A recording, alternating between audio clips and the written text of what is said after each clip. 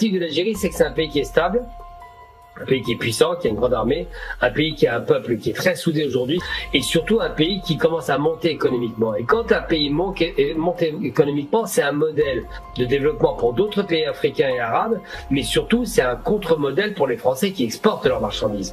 On parlait de l'Algérie comme étant la prochaine sur une liste qui aurait été préétablie. Elle perd à nouveau l'Algérie et tout l'empire colonial français est perdu à cause de l'Algérie. On déteste encore plus les Algériens. N'oublions jamais que la France a perdu 200 ans de guerre, c'est pas rien. السلام عليكم ورحمة الله وبركاته. مرحبا بكم في فيديو جديد على قناتكم الجيريا تك. اليوم لنهار اليوم فيديو اعتراض ضمني من الإعلام الفرنسي على ما يحاك ضد الجزائر. والسبب الأول والرئيسي لمعاداة الرئيس ماكرون والحاشية الحكومة الفرنسية المعادية للجزائر. السبب الرئيسي بالطبع كما شاهدتم في أول الفيديو قال بالحرف الواحد أن الجزائر طردت فرنسا من إفريقيا وكبدتها خسائر بمئات المليارات من الدولارات، بحيث أن الدول الإفريقية اعتمدت الجزائر كمثال حي لطرد الاستعمار والتحرر من القيود الاستعمارية التي كانت فرنسا تتحكم في اقتصادات أكثر من 35 دولة إفريقية. Des actes d'ingérence inacceptables. On rappelle que le ministre algérien des Affaires étrangères a exprimé sa ferme réprobation et a averti que de telles pratiques pourraient entraîner, comment dirais-je, des mesures de rétention. C'est assez grave aussi, Gamal Abina. Tout à fait, mais il ne faut pas oublier qu'il y a une ambiance assez délétère en France. D'abord, parce qu'il y a une algérienophobie qui montre enfin son visage à nouveau. Pendant des années, on s'est caché derrière un mot qu'on appelait islamophobie, pour pas parler de racisme. Mais en réalité, le racisme est clair. On déteste les Maghrébins, on déteste encore plus les Algériens. N'oublions jamais que la France a perdu 200 ans de guerre, c'est pas rien. Et que sa dernière grande défaite, c'est l'Algérie. Elle perd en 54 à Dien Bien Phu, elle perd à nouveau l'Algérie et tout l'empire colonial français est perdu à cause de l'Algérie. C'est une des raisons pour lesquelles il y a un moteur de haine qui existe. Il y a entre 15 et 20 millions de Français, directement ou indirectement, qui sont touchés par cette guerre. Je parle des rapatriés, je parle des Algériens qui vivent en France, je parle des anciens de l'Ouest, je parle de tous ces militaires frustrés qui ont perdu, je parle de toute cette classe politique détestable et délétère qui déteste les Algériens pour ces raisons-là. Donc tout ça, c'est créé une ambiance. Ensuite, récemment, avec la chute programmée, planifiée et qui a été manipulée de Assad, parce qu'on ne chute pas en 11 jours quand on tient 13 ans sur une guerre civile. Ça, ce n'est pas possible. Donc il y a une organisation qui a fait chuter Assad, qui est des volontaires. Eh bien, la France, beaucoup en France, beaucoup d'illuminés, ont parlé de l'Algérie comme étant la prochaine sur une liste qui aurait été préétablie. Bon, c'est toujours amusant de voir qu'ils comparent un petit pays sans moyens comme la Syrie avec l'Algérie, et ils n'ont pas comparé un grand pays, par exemple, comme la Libye, qui a un peu plus de moyens quand même, une grande puissance aussi économique et militaire, avec l'Algérie. Quand la Libye tombe en octobre 2011, déjà, il y a quelques illuminés qui espéraient voir l'Algérie suivre. Il y a des obsessions anti-République arabe qui sont réelles. Anti-République arabe, anti-sioniste, il faut pas l'oublier. Donc ça, c'est vrai que ça reste dans l'atmosphère générale. On entend ça tout le temps en France. Et je ne serais pas étonné que certains illuminés politiciens français haineux s'inscrivent là-dedans. On sait déjà que Sarkozy avait des discours très très offensifs vis-à-vis de l'Algérie. La problématique de l'Algérie, c'est que c'est un pays qui est stable, un pays qui est puissant, qui a une grande armée, un pays qui a un peuple qui est très soudé aujourd'hui, ce qui n'était pas le cas il y a 20 ans, et surtout un pays qui commence à monter économiquement. Et quand un pays monte économiquement, c'est un modèle de développement pour d'autres pays africains et arabes, mais surtout c'est un contre-modèle pour les Français qui exportent leurs marchandises. Il faut savoir que les Français ne vendent plus de blé à l'Algérie. C'est très mal pris par les Français. Il faut savoir que les Français sont passés en seconde position commerciale derrière la Chine. Et ils risquent de passer en troisième position parce que les Turcs se placent. Il faut savoir que l'argent est une obsession en Occident.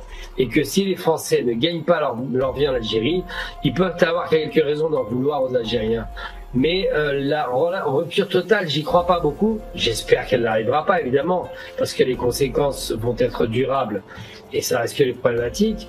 Mais je pense que le coup de semonce qui a été donné là, le coup de ferme qui a dit « nous ne tolérons plus d'écart comme cela », est un coup qui était nécessaire. Parce que je ne crois pas du tout à la bonne volonté de certains services français. Je parle bien des services, je ne parle pas de l'État français. Mais certains services sont capables de leur propre chef de faire des coups tordus. Je ne crois pas qu'ils aient une bonne volonté parce que, encore une fois, il y a un rêve de déstabiliser des pays africains. On l'a vu dans combien de pays africains, je ne sais pas expliquer Bob Denard dans les Comores par exemple. Est-ce qu'on doit rappeler qu'il a carrément démis un chef d'État de ses fonctions, Abdallah. Je ne parle pas non plus de la Libye. C'est évident que la France était à la manœuvre et qu'elle a été assassinée un homme qui était en Afrique très populaire, pas seulement en Libye. Hein. Je parle de Kadhafi, paix à son âme. Je ne parle pas non plus de la Syrie, où les Français sont à la manœuvre. Je ne parle pas non plus de la Tunisie, où il y a quand même des pressions françaises pour que Ben Ali tienne à l'époque, hein, où ils étaient prêts à envoyer quasiment du matériel de répression. Donc il faut arrêter de nous raconter des histoires, de croire que la France serait un ange comme ça, tombé du ciel, et qu'il n'aurait rien à se reprocher. Ils ont des intérêts économiques. Ils ont des intérêts géopolitiques, ils ont un intérêt à déstabiliser les pays quand ils sont dérangés. Alors, est-ce que c'est l'exécutif? Je ne sais pas. Mais une chose est certaine, c'est qu'il y a des services en France qui en sont capables. Parce qu'il faut bien comprendre que dans un corps constitué comme l'État français, eh bien, tout le monde n'est pas d'accord, tout le monde ne se parle pas. Il y a des gens qui sont capables de faire des choses. Je prends un exemple très concret pour finir mon propos. Au 17 octobre 61, il y a des documents déclassifiés qui sont sortis. Récemment, c'est je crois Arfi, il me semble, de Mediapart qui en a parlé. Et ils ont eu accès à ces documents et ils disent quoi ces documents? Pendant des années, on a cru que De Gaulle, que je ne porte pas dans mon cœur, mais tout de même, était à la manœuvre, que c'était lui qui a organisé la répression. D'autres accusaient simplement juste le préfet d'avoir fait ce travail-là, ou le responsable de la police.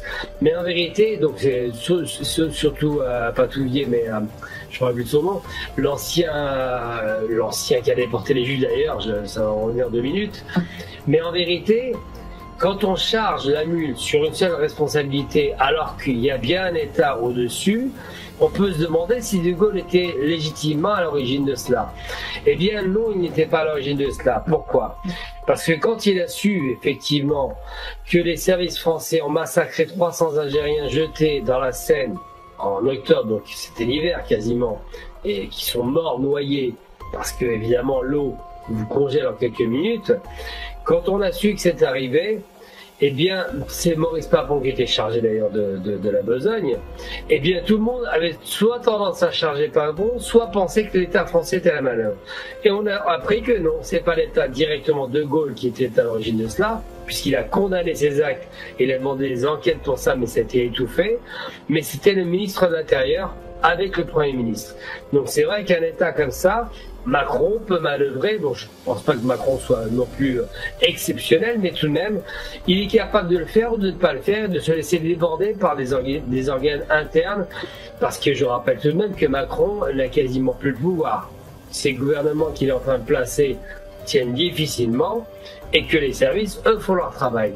Donc tout est possible, tout est ouvert, on en saura plus, on saura qui a fait quoi, mais pour répondre directement à votre question, j'espère effectivement qu'on n'arrive pas à une rupture totale, parce que ce serait quand même compliqué, parce qu'il y a des relations quand même économiques importantes et une diaspora importante, mais effectivement, il fallait que l'Algérie tape du poing sur la table pour dire arrêtez, c'est bon, on ne s'amuse plus là. On n'est pas en Syrie. Et ça, c'est une réalité.